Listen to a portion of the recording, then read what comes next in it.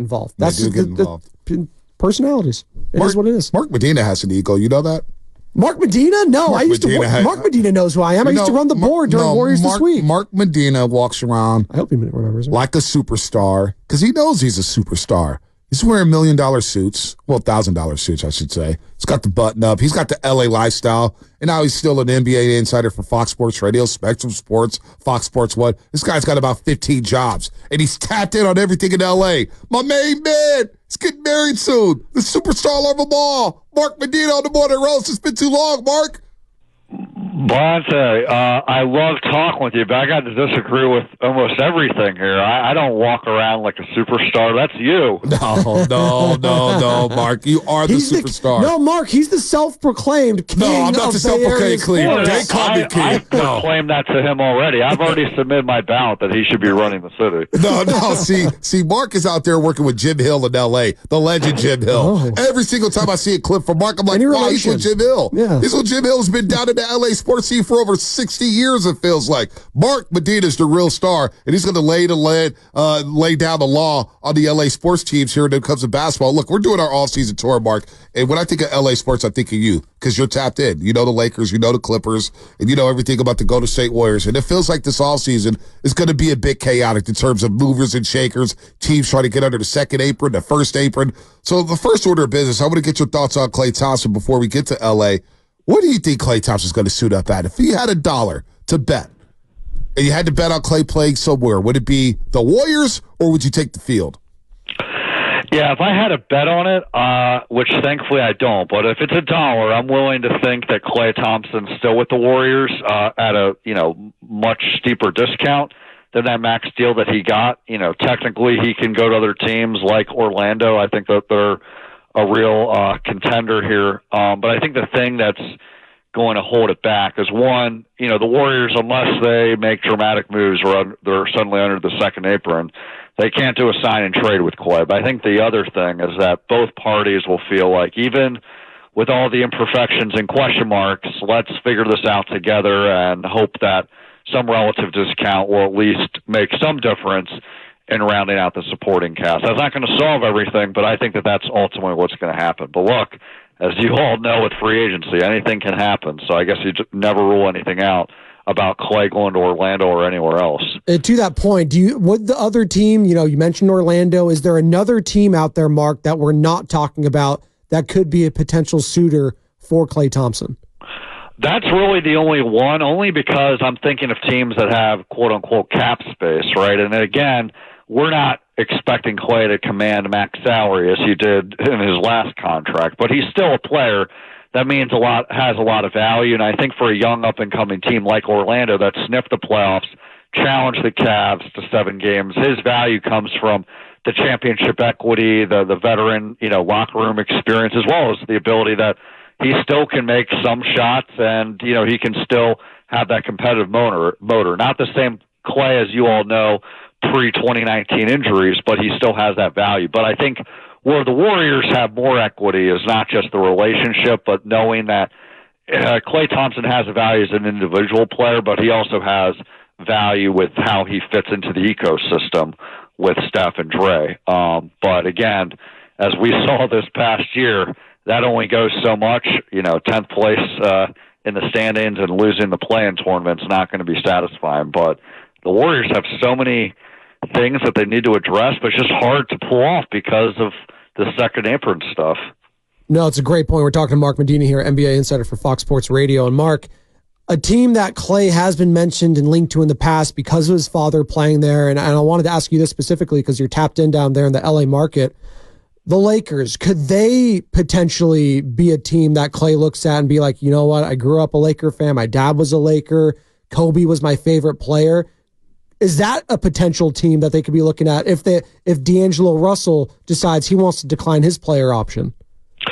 Yeah, I think that theoretically could be an option, and it also helps that the Lakers have some first-round picks at their disposal starting the NBA draft. But again, they would have to sign Klay outright, and so they do have some cap space to work with, but not a lot. Maybe that is okay because Klay is not going to be commanding the kind of salary, but the Lakers will certainly welcome it. They've wanted to have a better supporting cast around LeBron James and Anthony Davis, but I think if they had to prioritize, it's about finding a ball-handling point guard. He would certainly be in the mix. I know Michael Thompson would be obviously beating that drum very loudly, but again, I would be surprised. There's always been all these windows for Klay to come back to L.A., and he's only come back to L.A. when it's a road game for the Warriors. Yeah, it'll be fascinating to see, Mark, what happens with the LA Lakers and the Clippers for that matter. So let's start with the Lakers since we're talking about them. We'll get to the Clippers in just a second because they're just as intriguing, Mark. And you know it from being down there in that market. They're opening up a new stadium next year, the Intuit Dome in Inglewood. It's going to be dynamic. Well, we don't know who's going to play there. But who's going to coach the LA Lakers? Darvin Ham fired last week. LeBron James with the player option. AD, you mentioned the Lakers needing a point guard here. What are you hearing down there? Because is that a job? I know it's the Lakers and it's the brand. And we talk about some of the best jobs in all of sports. Lakers, Yankees, Celtics, whatever. But how attractive is that Laker job right now, Mark? Well, the Lakers are always going to be an attractive job because it's the Lakers. But I think to your point, the Lakers' attractiveness is much different when it's a championship caliber roster versus a roster that has a lot of question marks, and they're in this weird stage. They're not a rebuilding team. They're still having championship expectations because that's what you have when you have LeBron James and Anthony Davis, and, especially coming off a season where they played as reasonably well as you can expect, and they were mostly available. So I think with this coaching search, it's a little complex because if they had their druthers, they would be hiring Ty Lue yesterday. But the Clippers aren't going to allow him to go anywhere. Lawrence Frank earlier this week made it clear that they want to keep Ty Lue for a long time, and Steve Ballmer has the pocketbook to make that happen, and also Steve Ballmer has the relationship with Ty Lue to make that happen. So I think that you can X him out. Now, where did the Lakers go from here? The sense that I'm getting is that they're leaning toward more, proven, experienced head coaches, simply because of the fact that, when they tried Darvin Ham, that didn't work. And usually when you fire a coach, you're looking for qualities that are the opposite of that candidate. But there's always question marks whether you go for that proven head coach or up-and-coming assistant that has a proven track record like Kenny Atkinson with Golden State or J.J. Redick. Like, every bucket here has its pros and cons, and so I think with the Lakers, they don't have necessarily a wrong answer on which lane they have to choose, but if whatever lane they do choose, they have to fully commit with safeguarding against the risk and making sure that they have the right coaching staff around him to protect that candidate's blind spots, as well as putting together as much of a good supporting cast. But not similar to the Warriors because it's a different dynamic, but as far as solutions go, it's a lot more complex because the Lakers are limited on what kind of moves they can make with making it a better team. Are you of the opinion, Mark, and you're really tapped in down there, that LeBron James, he's definitely come back to the Lakers? Oh, he's definitely coming back. I mean, I know you all saw the soundbite where he declined to say if this was his last game with the Lakers, but remember the soundbite last year when he was saying that he might retire, after the Lakers lost the Nuggets in Game 4? Immediately, within an hour of that, people around LeBron James were telling me, look, I think he's coming back. There's no way he's retiring like this. He's just fried and all that. So I think that's the feeling. He's trying to exert whatever leverage he may still have. But I think we have to keep in mind that since the Russell Westbrook trade, the Lakers really haven't listened to what LeBron James has wanted from a roster building standpoint. Interesting. So that, just because he's, trying to exert his leverage doesn't mean the Lakers feel threatened by it. I think he's coming back. Really the question mark moving forward is, does he exercise that player option for the final year, or does he try to negotiate a longer-term deal? And I think the Lakers are open to both because LeBron is still playing at a high level, right. And let's be frank about it. He's good for business, and the Lakers are about that. Yeah, no doubt about that. Mark Medina here on the Morning Rush on 95.7 The Game, our old friend from the Bay Area News Group, and now he's an NBA insider for Fox Sports Radio, Spectrum Sports, and Fox Sports 1. All right, down the hallway. They won't be playing down the hallway no more next season. That's the LA Clippers. You mentioned Steve Ballmer, company, and they're going to keep Ty Lue. but what about the players on the floor? We were kind of taken aback, Mark, when they gave Kawhi the big fat extension. What was it, 3 years, $153 million? We're like, wow, he can't stay on the court. Yeah, it's Bonte Hill money right there. Yeah, I wish it was Bonte Hill money. Hey, trust me, if that was Bonte Hill money, you and I would not be talking right now, Mark. My ass would be in bed, sleep. But trust me, so big time money for Kawhi. He's got the big money, and he obviously couldn't play in the playoffs with the knee inflammation. He was struggling. Paul George sounds like he's going to become an unrestricted free agent. Is Paul George as good as gone from the LA Clippers, Mark? It very well could be, but I think that it's telling what Lawrence Frank was saying. On one hand, he's saying that they want to bring back Paul George and James Harden, but they both could be free agents. James Harden definitely.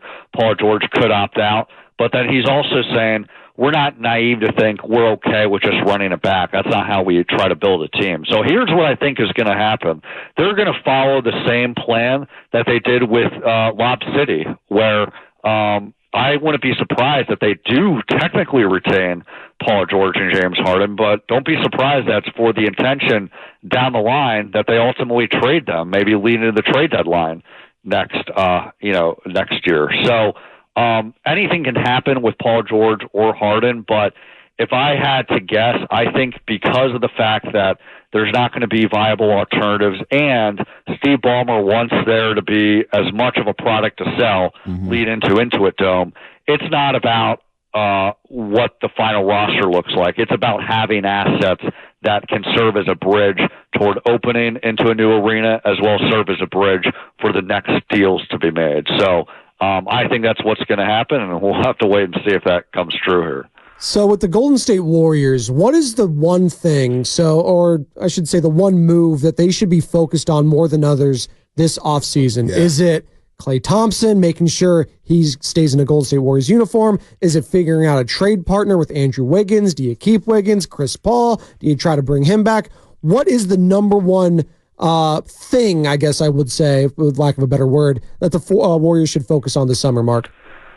Yeah, I think it's really seeing what kind of trade you can cobble together with putting together Andrew Wiggins and Chris Paul in a deal. I think that they're better off keeping Klay as long as the number's reasonable, because we just know, even with his up and down season, he still can be a value as long as that they're not leaning on him as big of a role as it was during the championship season. Obviously, we saw that play out with him coming off the bench. But I think the bigger thing is they got to make deals to round out the rest of the roster. And because of what we were mentioning about the second apron limitations, it would be very surprising to me that the Warriors can pull off any kind of sign and trade with Klay. So if they're going to make a deal, they got to cobble up their other assets together and see what they can get. I don't know what that's going to look like, but that's the main priority. All right, some quick hitters for you, Mark, before we let you go. We know you got to get out and be the superstar that you are in Beverly Hills. So real quick, Russell Westbrook, will he be a Clipper, yes or no, next season? I don't think he will be. He won't get a big contract, but I think that ship has sailed. Oh, wow. He's not happy with that bench roll. I never thought he was happy with that bench roll. He says on the IG story that it's otherwise. He's always a great teammate. Oh, yeah. Well, there you go. IG tells us all. Tells us the truth at all times, Mark. As he goes to his fifth team in 5 years. All right, Jokic. Your thoughts on Jokic winning his third MVP in the last 4 years? Should it have been SGA's award or Luka Doncic's? Do you have a problem with the MVP? No, I think Nikola Jokic certainly deserved it. Yeah, Shea and Luka are the real deal, but Jokic has played at a dominant level. I never like the time of the MVP awards because it's during the playoffs. It is a regular season award. So just because the Nuggets are down 2-0 to Minnesota has nothing to do with it. Speaking of Minnesota, do you believe they'll be the next champions of the NBA? I think I'm having a hard time feeling like one of these teams that are left in the playoffs could beat Minnesota 4 times in 7 games. That's where I'm at with Minnesota. I think they're that good. What about you, Mark?